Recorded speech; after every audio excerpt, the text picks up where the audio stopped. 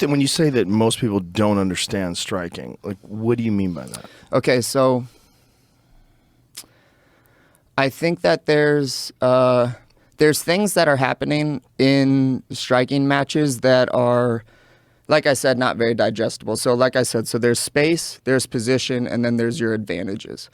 Space is like, and I hear people talk about like rhythm all the time, you know. Rhythm is just closing space, going away from space, closing space, going away from space. Space is key because striking happens with your eyes. Striking is like, we're playing this game like, hey, hit my hand, and I'm moving it around. You know, that's like why switching stances works so well, and we can get into that in a little bit. But space is your reaction time because striking happens with your eyes. Instead of grappling, like if someone's leaning into me, I have like the proprioception to feel they're leaning into me, let me move like this. It doesn't happen with your eyes. In striking, it happens with your eyes. I see your punches coming, I know to block. So the more space I have and the better I can maintain and control space or manipulate space by closing it quickly or using it at the same time you close, I close, where I could be twice as fast, the more success I'm going to have. So for example, like, I just don't think that people are understanding space in a way where it's like, it is your like reaction time. So if you get closer to, like if you're standing over there and I'm standing here, it's not scary if you throw a punch at me because I have plenty of time to react to that punch. Where if me and you are standing right next to each other, that's like super scary no matter who you are, you know? So space is reaction time, and I really don't think that a lot of people see space like that. They see space like, oh yeah, like you're at the end of my jab, that's when I can hit you. Everything is about like, can I hit you, this and that. Where like the defensive piece of striking isn't really harped on as much because again, it's like not as digestible. And then there's of course like position, like my position and then your position, my position according to your position. So like lefty, righty, righty, lefty, lefty, lefty, righty, righty.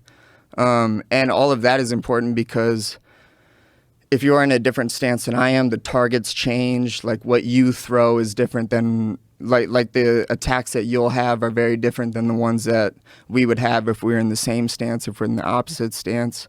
I don't think that people necessarily pick up on those things too. I don't think people super understand position as like my guard, like where am I open if I stand like this and where am I open if I stand like this.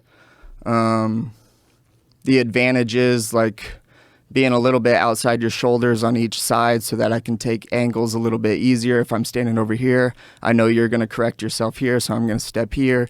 You're going to correct, I'm going to step here, and then eventually I'll be able to build off of attacks.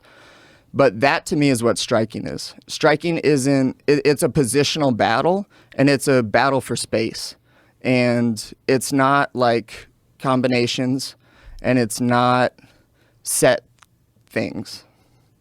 Not set things, yeah. Mm-hmm. So what your style is very stance switch dependent. You mean you do that as good as anybody alive, and it's such a valuable asset.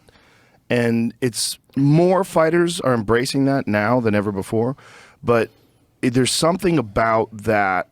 If you're accustomed, like if you're accustomed to standing southpaw or you're accustomed to standing orthodox, and you're accustomed to facing fighters that are southpaw or orthodox, you get like used to attacks coming from different places.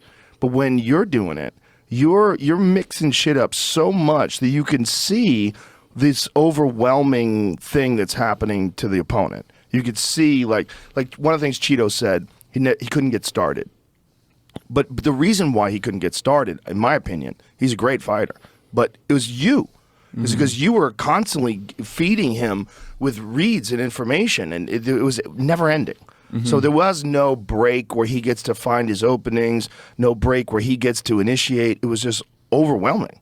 Yeah, super overwhelming. That's what that can do because, like I said, you read it with your eyes. So if I'm switching my stance all the time, the target is changing all the time. Like if you're in a righty stance and I'm in a righty stance also, the targets are different. Like your right kick is going to land on the outside of my leg. If I switch lefty, it's going to kick to the inside of my leg. I know that you know this, but if I'm constantly switching those targets all the time, it makes for a hell of a time for you, you know? And I started switching really, really early.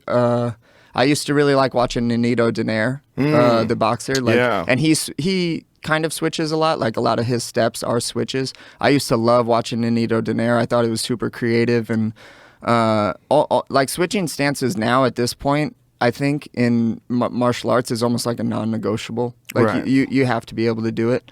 But it just changes the target. It changes my weapons like so much where like if you can't keep up, it's just going to like fry your brain. And I felt that with Chito, you know. I felt like anytime he started to understand my movements, I would just change, or I would start level changing, or I would start doing something different so that he couldn't get an opportunity to be like, that's what I need to do. Because then I would just change it, and then he'd have to figure out something else.